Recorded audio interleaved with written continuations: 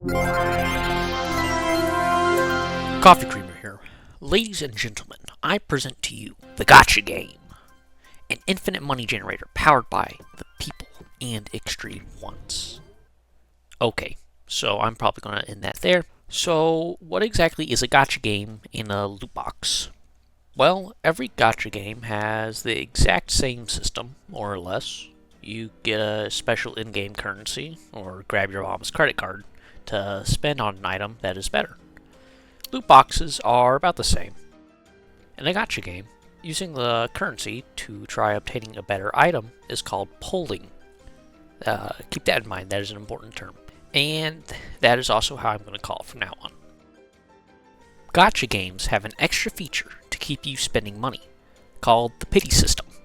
This system guarantees that you get what you want, with an asterisk. So, by want, I mean any high tier item. Gacha games have a rarity system. Usually, items of the highest tier have the pity system applied to it. For example, if I wanted a 5-star item, and for this example, the item would be, let's just say, an electric furnace. Great tech reference! However, there are other 5-star items I could get. There are also 4-star items, but those are trash, so we're going to ignore those.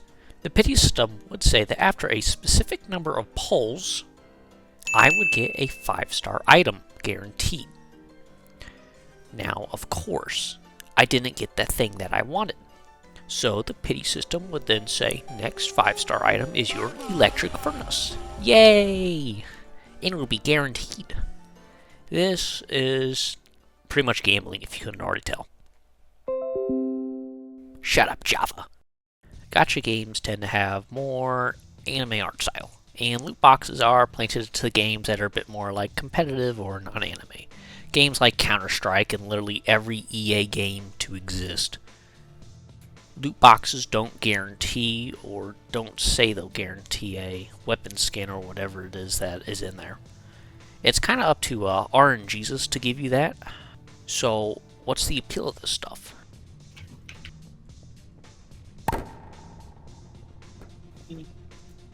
Alright, go ahead and start dogpiling. It's... Oh! That went a little far.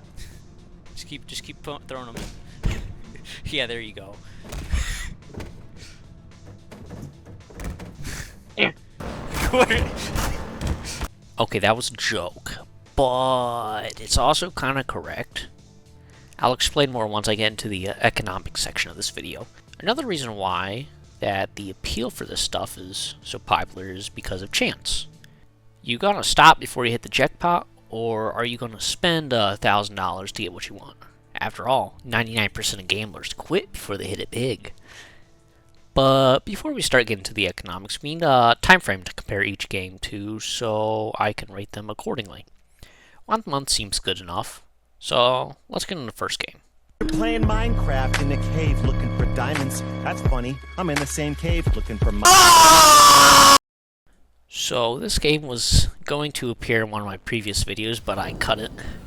Probably a good thing, since at that time the community got a little angry.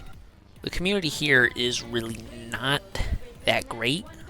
I try to not be part of the community as it's really not known for anything too good. This game is also notorious for its really harsh gacha system. 90 pulls to get a 5-star, which is still a 50-50 chance if you want a character. If you do not get your 5-star character, then you have to do another 90 pulls till the pity system says you can have it guaranteed. I'll break down the whole pity system. I just gotta update my game. I haven't played in like 5 months.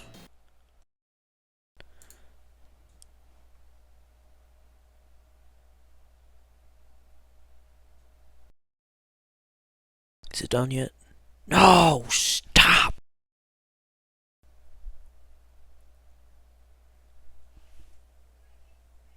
So, pity in here caps at 90 pulls. This cap is what is called hard pity, as you are guaranteed to get a 5-star. At 70 pulls, you get what is called soft pity, which just gives an increased chance to give a 5-star. Anything lower than those amounts given are at the base rates. The base rate is 0.6%. Soft pity rates are 1.6%. So your odds are not too great. So how long will it take you to get the required materials for polls? Well, that depends on if you do events or not. You can get 60 Primo Gems from daily quests, which these Primo Gems are the game's premium currency.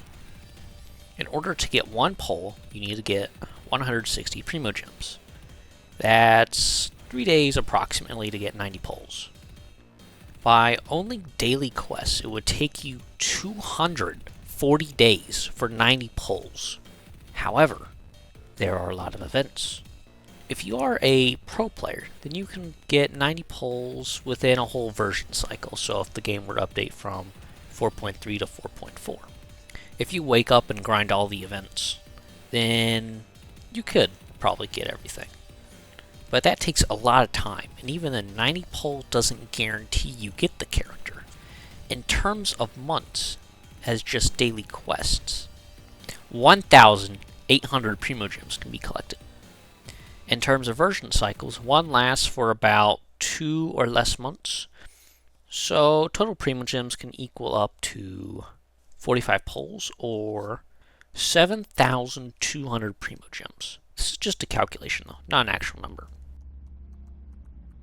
To continue to elaborate on this, you need 14,000 Primo Gems to guarantee yourself the 5-star you want. So that is about 180 polls? Yeah, that would be 90 polls, so not guaranteed.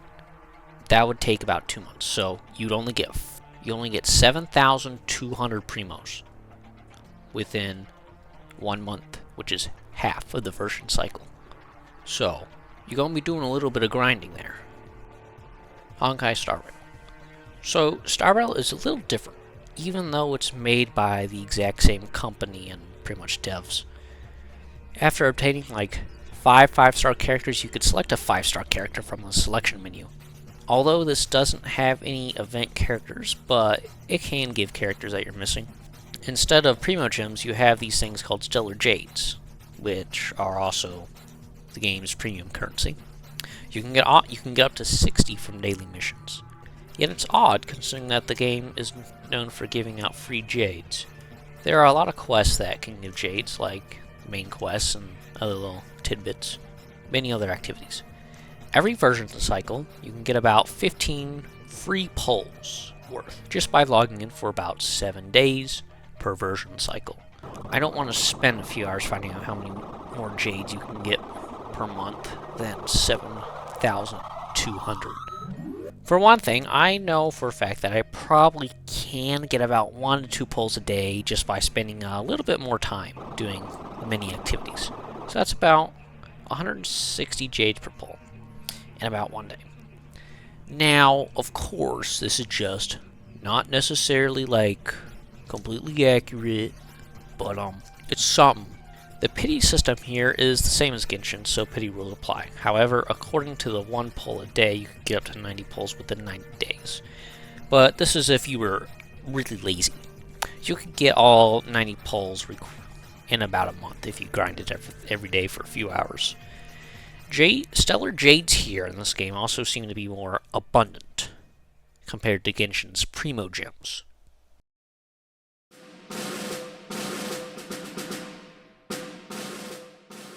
So this game is drastically different from the previous ones. This game takes World War II ships and turns them into anime girls. Mind you, the devs also base all the characters and some of their personalities off their real-world counterparts, so there is a little bit of history in my Gacha game. It's kind of fun to point out the historical inaccuracies. The Indianapolis did indeed carry a nuclear bomb, just not what it appears to be on there. Oh. Hey, look. Oh! So the pity system works differently. Pity only resets when you hit the predefined max, which you'll also receive the corresponding ship. This pity cap is only around during ultra rare ship events. Think of ultra rares as if the previous games were to add 6-star characters. The pity cap is at about 200 polls in the standard build pool. Because recently they did add URs into the game into the standard build pool, so now we don't have to wait for events. Extremely odd if you compare it to the previous games. But the build rates in the standard pool for the URs are 1.2%. This kind of means that on average you should get a UR before pulling 100 times. However, if you do get a UR ship, the pity stays at its current level and will continue to grow until the cap, which it will then reset and you'll obtain another copy. So that pretty much means if I earn, let's say one of the ships in there is New Jersey. I get New Jersey at 80 pulls. The pity will continue to grow, so which means I can obtain maybe another New Jersey at maybe about 150 pulls, and then I reach cap, which will give me another copy of New Jersey. So now I have 3 copies within a full 200 cycle. So how easy is it to get the pulls? So the pulling items are wisdom cubes and coins. Coins are abundant and are more versatile, so I won't cover that. But anyway, wisdom cubes are the primary part, which they only have the one use. They are also important to the lore. So how easy are they to collect? You can get a net positive of 3 cubes every day and 9 extra every week. There is also a 2-month-long cruise missions. Well, mission, even though it's multiple missions into one thing, that offers more cubes. But it's kind of an outlier, so I won't cover that right now. We're just going to do daily stuff. So you can get about 30 cubes per week, net positive, or 120 cubes per month, based on the fact that we'll say each month has 4 weeks, even though it has 4.2. In the light build pools, you can use 1 cube, but the permanently available ultra rares are not there, as they are in the heavy and special build pools. The heavy and special build pools take 2 cubes, so you're looking at 60 pulls per month, just by doing daily quests and weekly missions, which are really easy. But the cruise missions are a bit different. Below level 50, or about 1 month's worth of cruise missions, you can get 15 extra cubes if you don't pay. And there's also constant events, whose levels also grant an extra cube upon completion. Events last for about 2 weeks, so if you complete everything, you can about an extra 29 cubes per month. That means you can get 149 cubes monthly, or just over 70 pulls monthly. That is a lot better, actually. Hey, Future Kyle coming in from here. So I was just looking at the script and I did make a mistake. I forgot to include the monthly login. So you log in every day for each day of the month and you can get some bonus cubes. You can get an extra 30 cubes, which will then in turn give you an extra 15 pulls. So I just need to make that clear. Now if we look at the revenue chart for March of 2024, Azur Lane is located far lower than Genshin and Star Rail. So, why? Revenue. Making money is how the gacha game lifecycle works. So, why is Genshin and Star Rail making so much money? It's the pull rates and accessibility of the characters. Most of the pulls require grinding. A lot of it. This takes a lot of time. So, to the older people watching, here comes a new term.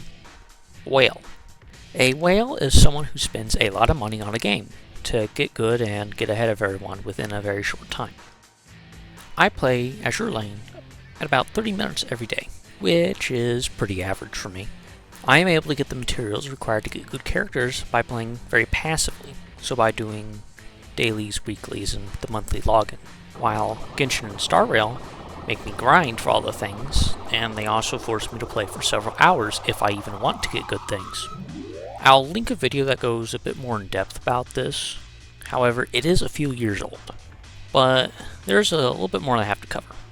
So, the thing with the money spending is that they have to recuperate the cost of making the game. Like Genshin spent about $100 million, so they need to make that money, which they did make back.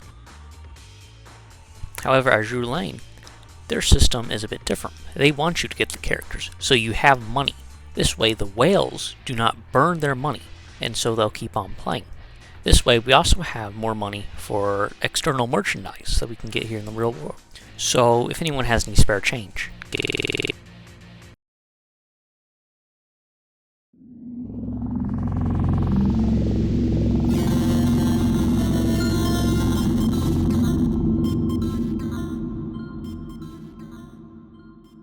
Valve is a very beloved company, but Team Fortress 2 and Counter-Strike are part of today's subject. These are not gacha games. They have loot boxes. These loot boxes are handed out for free just from playing. This golden frying pan, which is extremely rare, goes for $6,000. Valve doesn't just make games, they make economies. Counter-Strike is the same as well. There's a knife skin that goes for a few $1,000s.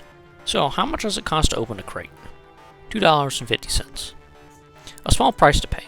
After all, 99% of gamblers quit before they hit it big.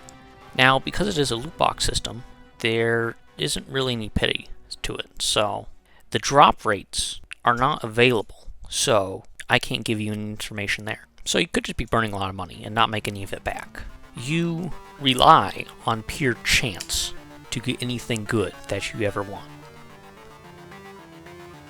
Well, that's all for me. Writing the script is really time consuming, and actually like, subscribe, and share.